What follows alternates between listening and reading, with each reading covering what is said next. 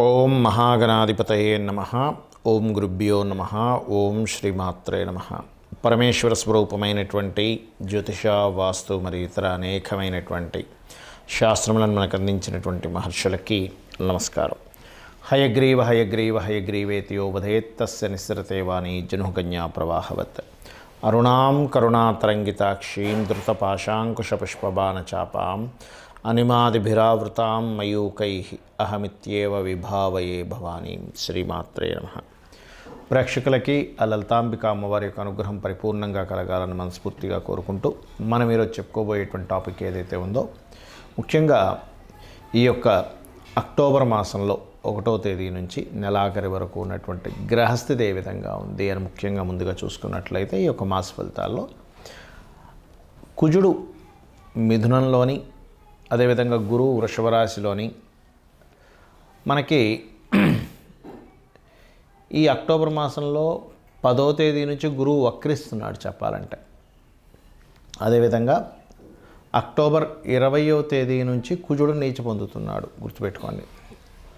అదేవిధంగా మనకి కన్యారాశిలో 17వ తేదీ వరకు కేతువుతో రవి ఉంటూ,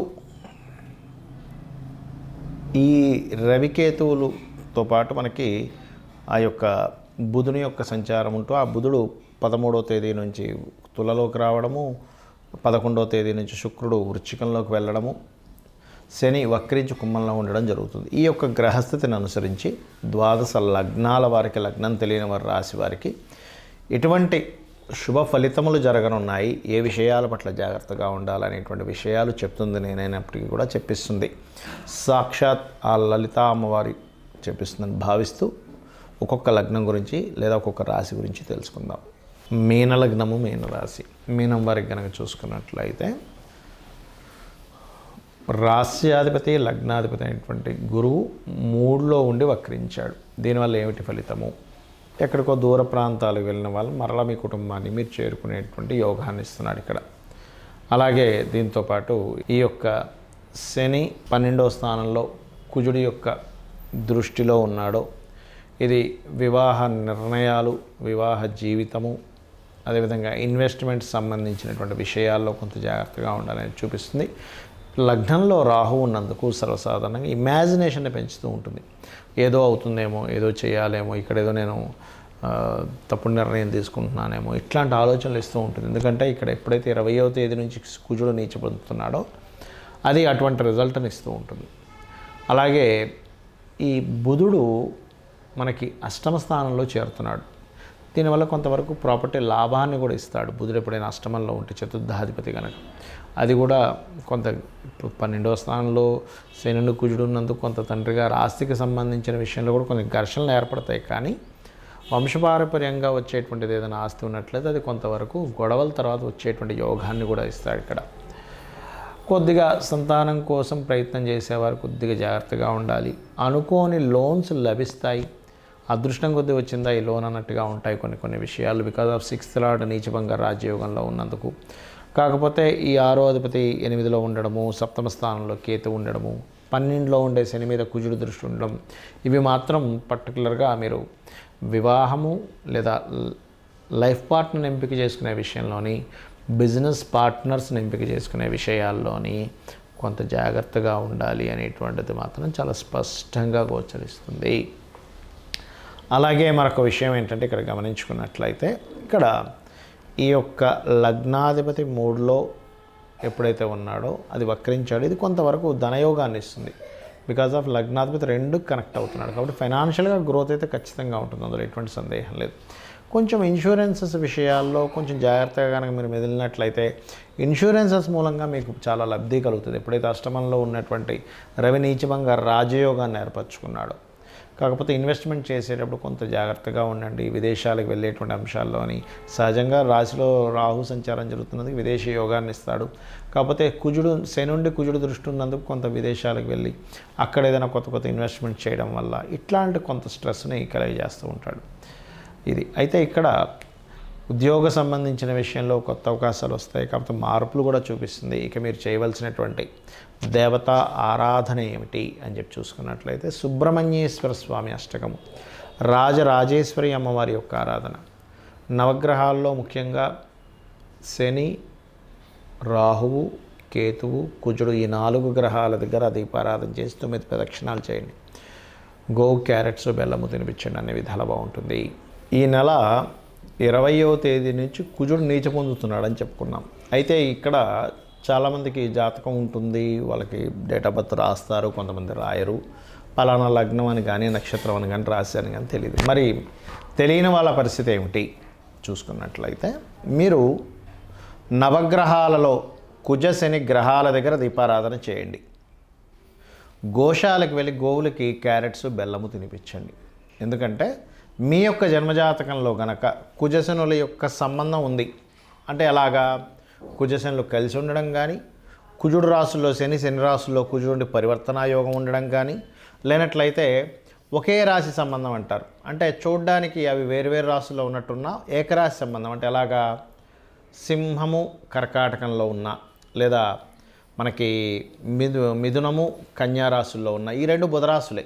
అదేవిధంగా శుక్రరాశుల్లో ఒక్కోసారి తులలో ఉంటే కుజుడు శని వచ్చి మీ జన్మజాతకంలో వృషభంలో ఉంటాడు, లేదా వృశ్చికం మేషము, ధనస్సు మీనము, మకరము కుంభము ఇలా ఉన్నా కూడా కనెక్టివిటీ ఏర్పరచుకుంటాయి. అలా మీ జన్మజాతకంలో ఉన్నప్పుడు, ఇలా గోచారంలో ఈ యొక్క కుజశనులు కనెక్టివిటీ ఉన్నప్పుడు, మీకు ఏదైనా కుజుడి యొక్క మహాదశ కానీ శని యొక్క మహాదశ కానీ నడుస్తున్నప్పుడు అది వివాదాలకు దారితీస్తుంది. కాబట్టి వాటికి కొంచెం దూరంగా ఉండండి. అయితే ఇక్కడ వీటన్నిటికంటే కూడా ముఖ్యంగా మీరు చూసుకోవాల్సినటువంటిది మీ యొక్క పర్సనల్ చార్ట్ చూసుకోవాలి. ఎప్పుడు కూడా మన పర్సనల్ చార్ట్లో మనము ఏ మార్గంలో ప్రయాణిస్తే మన యొక్క జీవితం ఉన్నతంగా ఉంటుందనేటువంటిది ఉంటుంది. అది ఎలా ఉంటుంది అంటే చెప్తాను చూడండి. మీ యొక్క నేచర్ ఏదైతే ఉందో ఆ నేచర్కి తగ్గట్టుగా మీరు ఉంటేనే మీ యొక్క లైఫ్ బాగుంటుంది, గుర్తుపెట్టుకోండి. అంటే ఎలాగా మీ యొక్క జాతకం చెప్తుంది చాలా స్పష్టంగా, నువ్వు ఇలా ఉంటే బాగుంటావని. ఇప్పుడు అందరికీ ధనమే కావాలి, ఎందుకంటే ధనం మూలం ఇదం జగత్. కాబట్టి మీ యొక్క ధన యోగం ఎందులో ఉంది? వ్యాపారంలో ఉందా, ఉద్యోగంలో ఉందా, విదేశాలకు వెళ్ళడం ద్వారా ఉందా, సర్వీసెస్ చేయడం ద్వారా ఉందా, మీడియేటింగ్ చేయడం ద్వారా ఉందా అనేటువంటిది మీ ధనాధిపతి చాలా స్పష్టంగా చెప్తాడు. ఒక్కో వ్యక్తికి ఒక చూడండి, బంగారం అమ్ముతే ఉంటే ఒక వ్యక్తికి బంగారంలో లాస్ వస్తుంది. అదేమిటంటే బంగారంలో కూడా లాస్ వస్తుందా అంటే వస్తుంది. ఒక వ్యక్తికి చెత్త అమ్ముకోవడం ద్వారా కూడా డబ్బులు వస్తాయి. అంటే ఏమిటి? మీ సెకండ్ లార్డ్ ఏ కాంబినేషన్లో ఉన్నాడు. కొంతమంది తెలియక సంపాదించిన ధనాన్నంతా తీసుకెళ్ళి ఒక దగ్గర పెడతారు, అక్కడ నష్టపోవడం జరుగుతూ ఉంటుంది.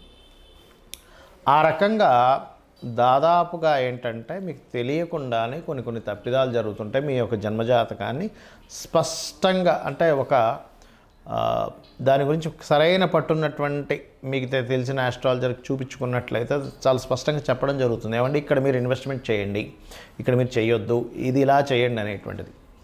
అదేవిధంగా కొన్నిసార్లు కొన్ని ప్రయత్నాలు చేస్తుంటాం, ప్రయత్నం సఫలీకృతం అవ్వదు. దానికి పర్టికులర్గా మీ జన్మజాతకంలో ఏ గ్రహాలు యాక్టివ్ అయితే, ఏ గ్రహాలు డీయాక్టివ్ అయితే మీ ప్రయత్నం సాగుతుంది అనేటువంటిది ఉంటుంది.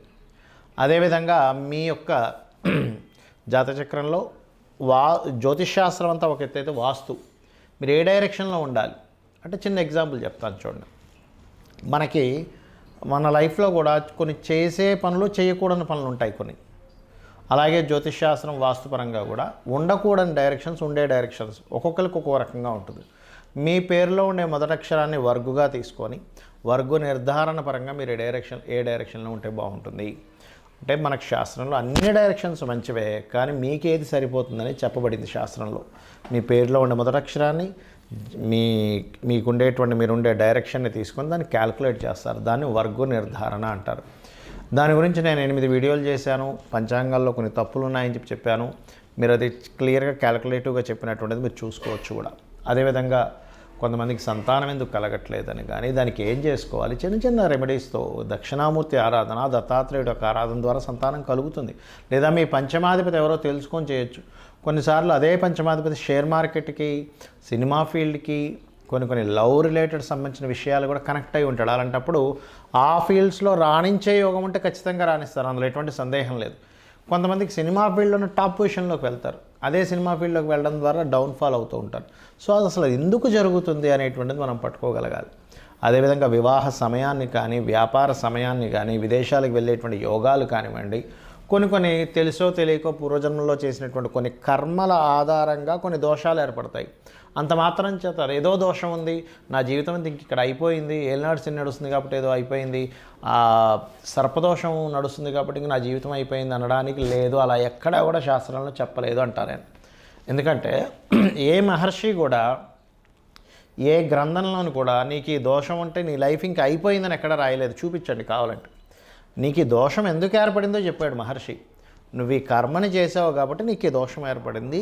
ఈ యొక్క దోషాన్ని కర్మ విపాకము అనేటువంటి గ్రంథంలో దీన్ని ఎలా తీర్చుకోవాలి, నువ్వు కొన్ని మంచి పనులు చేసుకుంటూ అమ్మవారి పాదాలు పట్టుకుంటూ, లేనట్లయితే దానికి సంబంధించిన ఒక నామాన్ని జపం చేస్తూ, దానమిస్తూ, లేదా కొన్ని దేవతా సంబంధించినటువంటి కొన్ని హోమాలో, యజ్ఞాలో, లేకపోతే కొన్ని కార్యక్రమాలు పేదవాళ్ళకి సహాయం చేస్తున్నావు, గోష్ఠసేవ చేసుకుంటూనో నువ్వు బయటపడొచ్చు అని చెప్పారు. కానీ నా జీవితం ఇంతే, నాకు ఈ సర్పదోషం ఉంది కాబట్టి నా జీవితం ఇంతే, నాకు ఏలినాడు శని నడుస్తుంది కాబట్టి ఇంకేమీ కలిసి రాదు, ఇంట్లో కూర్చోవాలనేటువంటిది ఏ మహర్షి ఎక్కడా చెప్పలేదు. ఇది ఫస్ట్ గుర్తుపెట్టుకోండి. ఎందుకంటే జ్యోతిష్శాస్త్రం అనేటువంటిది వెలుగుని చూపించే, జ్యోతి అంటే వెలుగు. అంతేగాని ఇంకా నా జీవితం ఇంతే అనుకోవడానికి జ్యోతిష్శాస్త్రం చూసుకోవాల్సిన అవసరమే లేదు. జ్యోతిష్యం కానీ వాస్తు కానీ మన యొక్క ఉన్నతి కోసం ఉన్నటువంటివి. కాబట్టి దయచేసి నేను మీకు కొన్ని సూత్రాలు చెప్తాను. మీ జాతకం ఎలా ఉన్నా సరే ఇవి కనుక పాటించారో అద్భుతంగా ఉంటుంది. ఏమిటంటే పొద్దున్నే సూర్యోదయానికి ముందే స్నానం చేసి దీపారాధన చేయండి. Point number 1. మీకు దగ్గరలో ఉన్నటువంటి గుడికి వెళ్ళండి రెగ్యులర్గా. Point number 2. పాయింట్ నెంబర్ 3 ఏమిటి అంటే మీరు వీలున్నప్పుడల్లా కూడా గోశాలకు వెళ్ళి గోవులకి ఏదైనా దేశీవాళ్ళ గోవులకి ఏదో ఒకటి తినిపిస్తూ ఉండండి. 4వది మీకు తోచిన సహాయం పేదవాళ్ళకి ఏదో ఒక రూపంలో ఇస్తూ ఉండండి. ఇది మీకు చాలా, లేదా పక్షులకి జంతువులకి ఏదో ఒకటి తినిపిస్తూ ఉండండి. 5వ పాయింట్ ఏంటంటే వీలున్నప్పుడల్లా 4 డబ్బులు ఉన్నప్పుడు క్షేత్ర దర్శనం చేయండి. ఏ క్షేత్రంలో ఏ గంధర్వుడో, మహర్షో, లేకపోతే యక్షుడో, ఏ సిద్ధుడో మీకు తెలియకుండా సూక్ష్మ రూపంలో ఉంటూ మీ యొక్క కర్మలను తొలగించేటువంటి యోగం మీకు పడుతుంది. ఇవి చేయండి చాలు. అంతేగాని ఏదో దోషం ఉంది, ఏదో అయిపోతుంది, నా జీవితం ఇంతే అనేటువంటి వాటిల్లో ఉండి అనవసరంగా మీ యొక్క జీవితాలు పాడు చేసుకోకండి. ఇవి చేయండి చాలు, మీ జీవితం అద్భుతంగా ఉంటుంది. అమ్మవారి అనుగ్రహం మీకు పరిపూర్ణంగా కలగాలని మనస్ఫూర్తి కోరుకుంటూ శ్రీమాత్రే నమః.